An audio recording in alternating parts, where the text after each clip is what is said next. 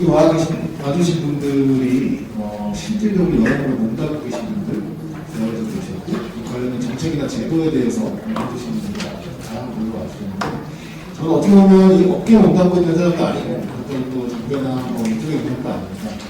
기업들을 컨설팅하고 그리고 관련된 정보공시나 공공기관들을 컨설팅하고 있고 특히 이제 이 업계에 계신 분들 많이 중요한 말씀 해주셨는데 우리가 관광 여행업이 왜 중요하고 왜 지원을 해주어야 되는 거에 대한 당위성하고 차원에서 말씀을 드리고자 합니다. 따라서 일단은 그러기 위해서는 지금 변화하고 있는 이 환경이 너무나도 급박하고 빠르게 돌아가고 있기 때문에 지금 당장 지금 말씀하신 분들은 어떻게 보면 제도적인 측면, 마트리얼업을 좀 있고요. 그리고 또 제도적인 부분, 지원에 대한 부분 이런 것은 지금 당장 단기적으로 좀 정책이 필요하고 지원이 필요한 부분이고요.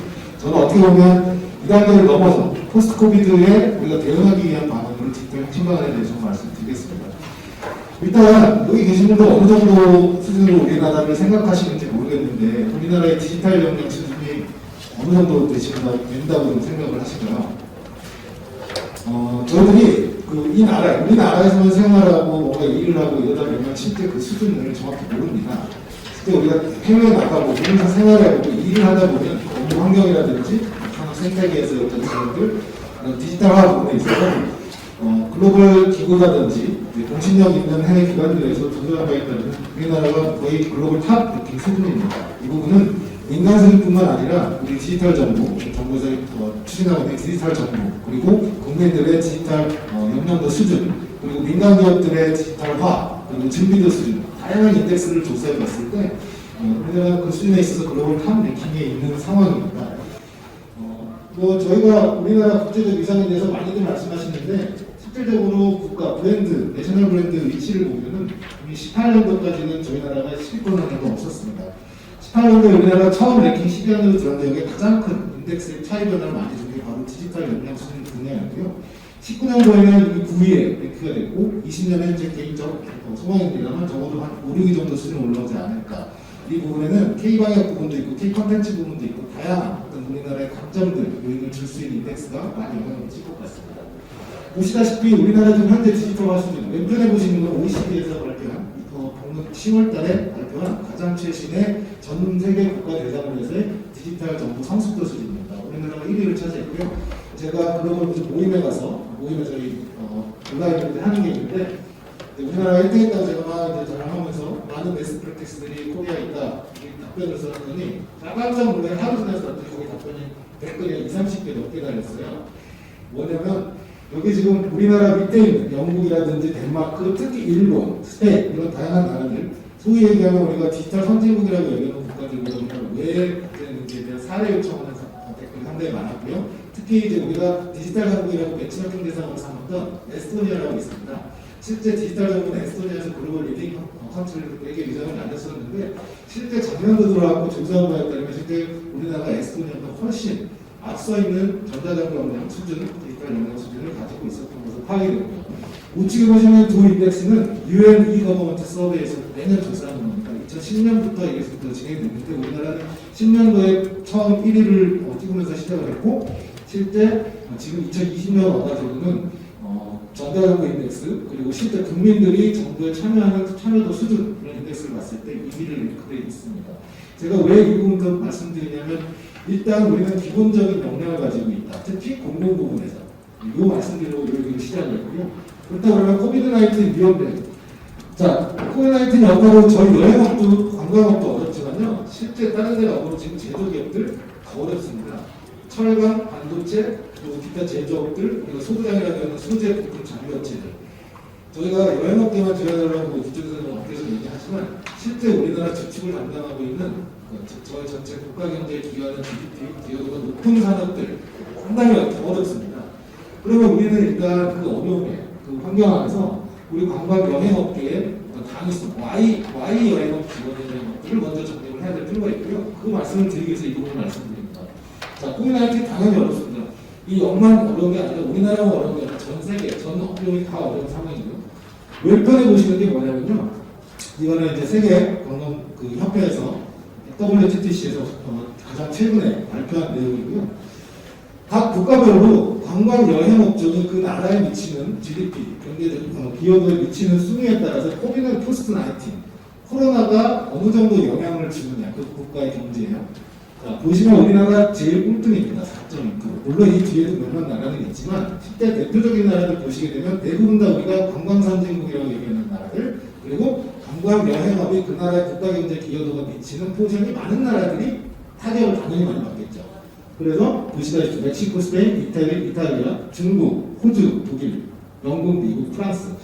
우리가 정말 가고 싶어하는 나라들이죠. 다 여행객들 많이 가고. 그리고 이 나라에서 실제 여행 관광객이 전체 GDP에 차지하고 있는 비중은 보통 평균적으로 15%에서 20%까지 가는 나라들입니다.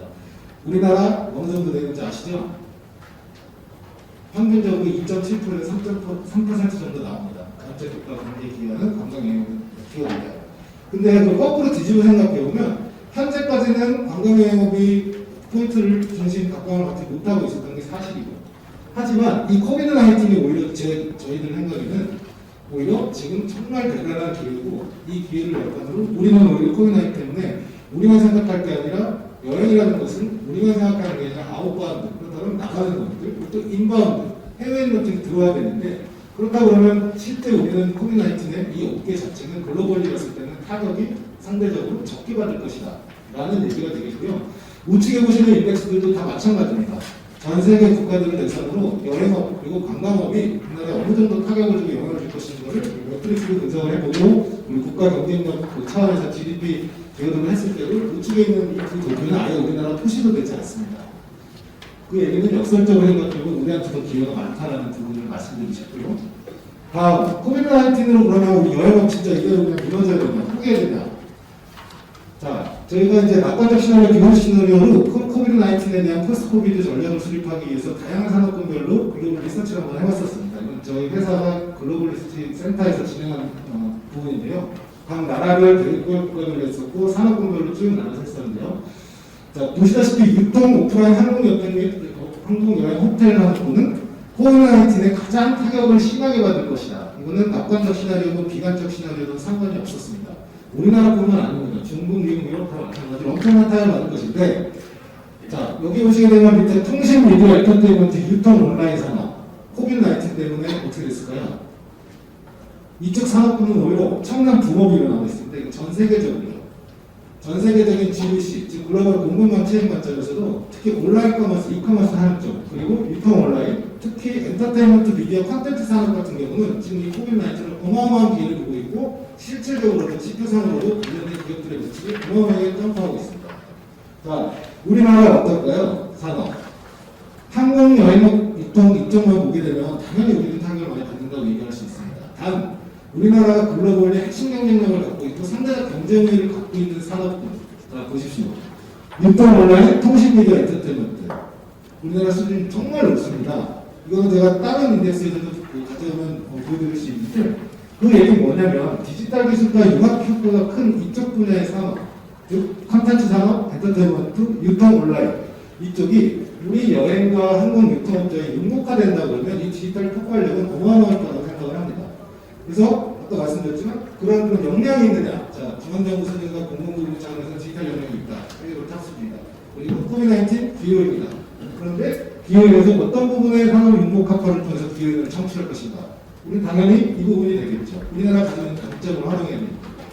그렇다 그러면 실제 저희가 봤을 때 디지털 여행 서비스, 디지털 관광, 스마트 관광에서 얘기 많이 나오죠. 이런 측면에서의 포스트 코비나, 즉 코비나 당분간 이게 언제 종식될지 아무도 모릅니다. 다만 이게 끝났을 때 여행수 폭발적으로 증가할 것이면 누구나 예측할 수 있습니다. 그동안 놀러왔던 소비자 여행객들 욕구들. 이걸 대응할 수 있는 부분을 실은 저는 이 어려운 시기에 해야 되는데, 기업들이 어려우니까 자체적으로 못하니까 정부와 공공부문에서 이 부분을 적극적으로 진행해줘야 된다는 의미를 좀 말씀드리고 싶습니다. 자, 국내 여행사는 계속 위기일 것인가? 이 부분은 저희가 전 세계 국가별로 해서 필수제, 비필수제로 나눠가지고 이제 리서치를 해봤는데, 여행 부분을 보시면, 여기 보시면 이게 이 숫자가 0에 수렴할수록, 즉 숫자가 양수에 가까울수록 소비 심리가 훨씬 더 살아날 것이다라는 통계 결과인데요. 우리나라 인바운드 관광객의 가장 많은 비중을 차지하는 게 중국입니다. 다른 나라는 다 이 지표가 비슷한데요. 중국 같은 경우는 지금 -7, 특히 여행에서 이 얘기는 뭐냐면 포스트코비나 이후에 분명히 중국 관광객들의 여행수는 분명히 폭발할 것이고, 이 중에서 우리나라 특히 인바운드 관광객이 가장 많은 수요를 차지하는 중국 관광객들을 끌어들이는데 1번으로 우리가 나타나서 선두 리딩하는 쪽으로 국가가 된다 그러면 실질적으로 이 수요를 타 국가들이, 아까 제가 코비드-19 때문에 영향받는 국가들, 즉 스페인, 유럽, 미국 이런 데보다 지리적으로 가깝고 훨씬 문화적으로 가깝고, 우리가 그동안 중국 관광객들을 소비할 유입할 컨텐츠들이 많았기 때문에 실제 포스트-코비드-19에 우리는 여행업은 엄청난 기회가 올 것이다. 그런 말씀을 드리고 싶어서 이 부분을 보여드리는 거고요. 실제 기술학에 따른 여행 패러다임 분야는 아마 여기 계신 분들 더 잘하실 거니까 제가 짧게 넘어가겠습니다. 초연결, 초기능화, 초융합화, 여행업뿐만 아니라 호텔업이나 카지노, 항공업에서도 다양하게 준비를 하고 계시고 실질적으로 일반 기업체에서 많이 진행을 해왔습니다. 그런데 지금 이런 부분들을 진행하려고 그러면 자본이 있어야 되고 인력이 있어야 되고 이런 것들이 있는데 실제 포스트 코로나 사태 때문에 팬데믹 현황 때문에 지금 이런 상황들이 진행되는 게 중단되거나 연기되거나 지금 이런 상황이죠. 여행의 행태 변화도 실제 아까 어떤 분께서 말씀 주셨는데 여행사의 앞으로의 역할 변화 그리고 기능 변화 이 부분에 상당히 많은 시각점을 줍니다. 저희가 FIT 시장 즉 개별 관광객이나 여행이 늘어날 수 있다는 얘기를 10년 전부터 했었고요. 저희뿐만 아니라 업계에 계신 분들 다 더 잘 알고 계시고요. 그런데 우리 준비하지 못했습니다. 왜 준비하지 못했냐? 아까 말씀드렸지만 우리나라에서 여행이나 관광을 산업의 중요성으로 보는 게 실제 없었습니다.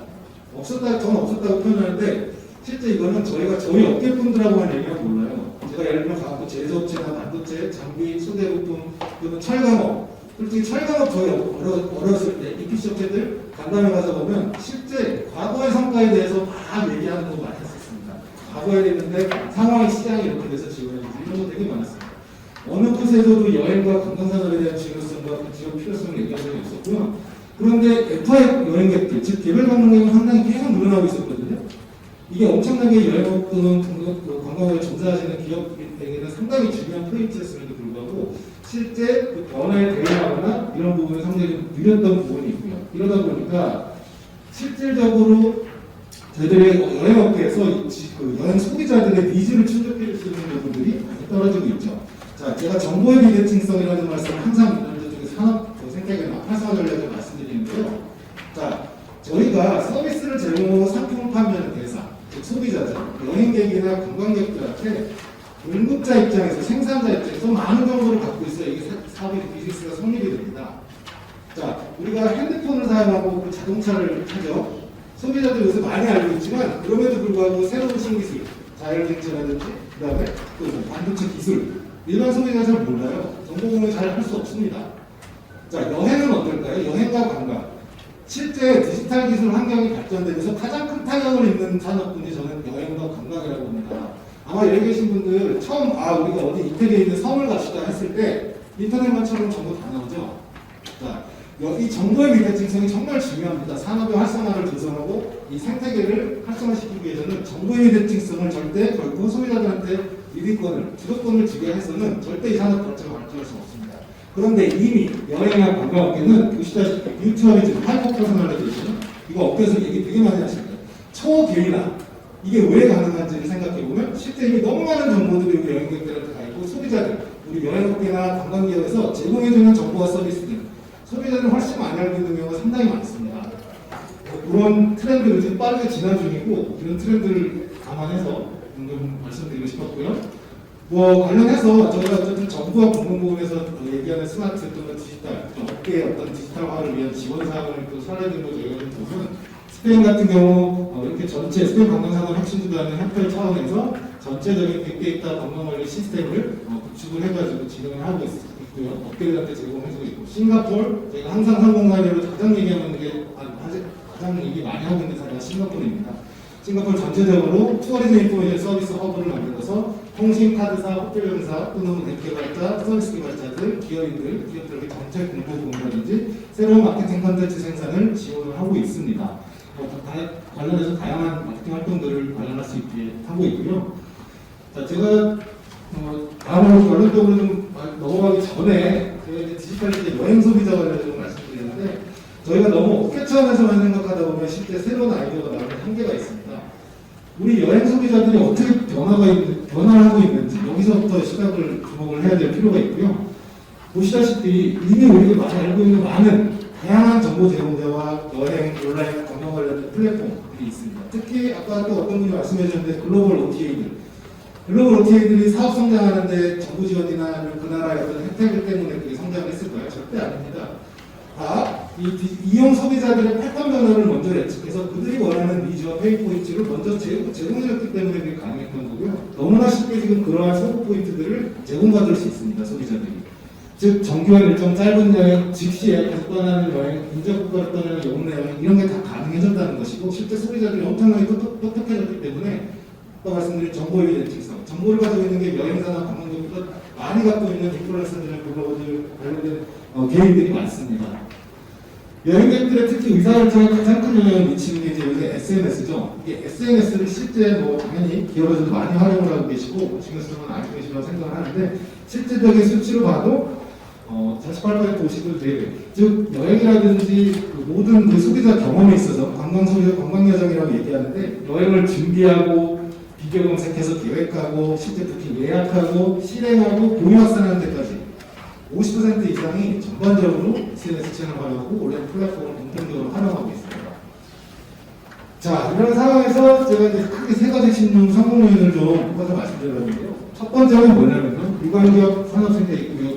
왼쪽 아래에 있는 빨간색 네오박스가 정보 실제 그리고 공무부문 역할을 가장 핵심적으로 지금 단계에서 해줘야 될 사항이라고 생각을 합니다. 뭐냐면 데이터의 생산과 여행 데이터의 통합 관리를 위한 플랫폼 구축입니다. 물론 지금 관광부서와 문체부에서 관광 빅데이터 플랫폼 구축을 위한 기획을 하고 있는 걸로 저는 알고 있는데 실제 이 데이터의 구축이 문제가 아니라 유지 관리되고 산업 생태계에 있는 이해관계자들이 전반적으로 혜택을 받을 수 있게 제공이 돼야 되고 공유가 돼야 됩니다. 이 뒷부분에 인포메이션, 즉 정보와 진화와 인텔리전스 부분은 가만히 놔둬도 제가 개인적으로 얘기합니다만 아마 다른 사업들도 마찬가지일 거예요. 가만히 놔둬도 우리나라 지금 여행업계 그리고 관련된 그 스타트업들, 기업들, 역량 있는 기업들이 상당히 많습니다. 이미 우리나라에서 플레이만 하는 게 아니라 실제 여행 플랫폼, 관광 플랫폼 만들어가지고 해외에 직접 해가지고 연계시켜가지고 할 수 있는 기업들 상당히 많고 다만 그 부분은 그래서 저는 민간주도 할 수는 영역이라고 생각을 합니다. 그래서 정보자체 이런 부분에 관련 데이터 표준화라든지 그리고 온갖 지자체에 퍼뜨려져 있고 관리되지 않고 있었던 데이터 공유 체계, 연계해주는 거 이런 것만 잘 관리해주고 실제 포스트 코비드, 아까 말씀드린 코로나가 지난 이후에 언제 정상화될지 모르겠습니다만 그 이후에 기업들이 실제 이 시장에 뛰어들어서 말씀드렸다시피 여행 소비자가 가지고 있지 못한 정보 제공을 해줄 수 있는 게 핵심 힘입니다. 그 부분을 정부 부분에서 지금 단계에서 적절하게 해줘야 된다고 생각합니다. 그래서 실제 이 디지털 산업 생태계 전체 디지털화의 첨단을 제시하는 게 이번 부분에 가장 큰 역할이라고 생각을 하고 있고요. 두 번째는 컨텐츠, 차별적 컨텐츠 부치한데 이 부분은 실제 공공부문의 역할이라기보다는 이 부분은 이제 민간 부문의 역할이죠. 그래서 여행 기업, 관광 기업 이 부분인데 실제 제가 이걸 왜 말씀드리냐면 다양한 말을 왜 말씀드리냐면 여기 보시면 교통정보, 행정정보, 환경정보, 문화정보, 재정보 있잖아요. 이게 다 민간 기업들이 접근하기 쉽지 않은 정보들입니다. 그리고 데이터를 취득했다 하더라도 이 데이터 표준화가 안 돼 있고 연계 방안이 없기 때문에 기업 입장에서 활용할 수 없는 데이터들이 상당히 많아요. SK텔레콤이나 LG 플러스 또는 KT 이런 대형 굵직굵직한 플랫폼 사업자들이라든지 아니면 대형 기업들은 실제 이거를 과거부터 쭉 관련된 정보 데이터들을 알아서 취합해서 그 부분을 표준화시키고 본인들의 수익 모델과 사업 모델을 포커싱해서 연계시킬 수 있는 연계방안까지 좀 해놨습니다. 그런데 문제는 특히나 여행업계와 관광업계에 있는 기업을 상당히 영세하기 때문에 이 부분들에서 실제 다양한 관련된 환경정보, 행정정보 이런 거 하나 솔직히 획득하기도 쉽지 않은 상황입니다. 정부와 이런 그 정부와 지자체, 공공부문에 해줘야 될 부분들은 민간 쪽에서 차별적인 콘텐츠를 구체화하고 먼저 선제적 제시를 할 수 있게 이런 다양한 공공정보들, 공공 데이터들을 취합해주고 문화관광 쪽과 연계시켜서 제공해 줄 수 있는 이게 필요하다는 걸 좀 말씀드리고 싶고요. 마지막으로 지역 콘텐츠 디지털 확산인데요. 앞서 말씀드렸지만 디지털 매체들과 플랫폼의 중요성은 아마 누구나 다 잘 알고 계시고요. 근데 이 여행 소비자들의 어떤 그 행태라든지 그리고 트렌드 변화 그리고 정보의 어떤 양 이런 정보의 비대칭성이 잠깐 좁혀 들어가고 있는 상황에서는 지자체 특히 지역의 어떤 자산들, 콘텐츠 자산들을 디지털 자산화 시키는 게 가장 중요합니다. 이 얘기는 뭐냐면 지자체 아마 가시면 저희가 이미 15년, 20년 전부터 지역관광활성화 얘기 끊임없이 많이 지역에 실제 가보시면 지역에 다양한 지역 평당 사업들이 있었기 때문에 거기에 관련 데이터 축적이 되어 있고요. 지방 RTO도 있고요. 마이스도 지방 관련 전체적으로 뭐 마이스 협의회 지역별로 다 있고요. 문제는 뭐냐면 실제 기업들이 우리 여행이나 관광계 기업들이 이걸 활용을 제대로 할 수 있어야 되는데 각각 예를 들면 A 지자체와 B 지자체의 데이터 연결을 할 수가 없어요. 기업체에서. 근데 요새 관광객들 어떻게 한 군데 가가지고 머물러 있는 특성만 가지고 있어서 상관이 없는데 다 이동을 합니다. 이동을 하고 다음 넥스트는 어디고 이런 게 있어서 다 이런 데이터 연계가 돼야 되는데 실질적으로 기업 입장에서 지역의 콘텐츠를 활용하고 이용하려고 들어가서 보면 실질적으로 그 기업, 그 지자체 어떤 사용할 수 있는 가용성 있는 데이터의 콘텐츠가 디지털화되어 있지 않은 부분이 상당히 많다는 거죠. 근데 이 부분을 마지막 성공률을 좀 말씀드리고요. 참고적으로 제가 이제 여행 빅데이터를 표현했는데 실제 이 부분은 제가 이제 관광 빅데이터 플랫폼을 기획하는 부분을 관광사 자문을 드리면서 제시했던 큰 그림입니다. 공공부문, 당공부문에서 보시다시피 관광거점 도시, 지역 축제, 그다음에 뭐 국제관광도시 지금 뭉쳐브랜치가 차원에서 상당히 많은 기획들을 사업 기획들을 하고 있습니다. 이게 그냥 단순하게 일회성으로 끝나면 아무 의미 없다고 생각하고요. 여기서 나온 연계사업 정보 데이터베이스 해야 되고요. 그리고 또 스마트 관광도시 문체를 추진하고 있는 스마트 관광도시 계속 늘려나가는데 거기서 나온 데이터를 지역 플랫폼 활용해가지고 올려줘요. 여행 콘텐츠 쪽에서 나오는 부분을 실제 민간 기업에서 당연히 제공을 해줘야 되는 부분이기 때문에 그건 상당히 여행 콘텐츠 관련된 부분 우리 기업 입장에서 굉장히 충분하다고 생각을 하고요. 이런 것들이 모아져야 통합 데이터가 모아져야 전체 빅데이터 플랫폼 대응 우측에 보시면 내부 DB와 외부 DB를 활용해서 실제 이용자들한테 제공을 해줄 수 있는 큰 그림이 됩니다. 그래서 정부에 아까 제가 디지털 확산을 위해서 청사진 제시라는 거 말씀해드렸는데 실제 청사진을 제시를 한다 그러면 그 이후에 국제적인 시행 단계는 이 그림 안에서 이해관계자들을 다 참여시켜서 유도해서 진행하는 그런 것들이 매우 필수적인 요건이라고 생각을 하고 있습니다. 이상 발표 마치겠습니다. 감사합니다. 네.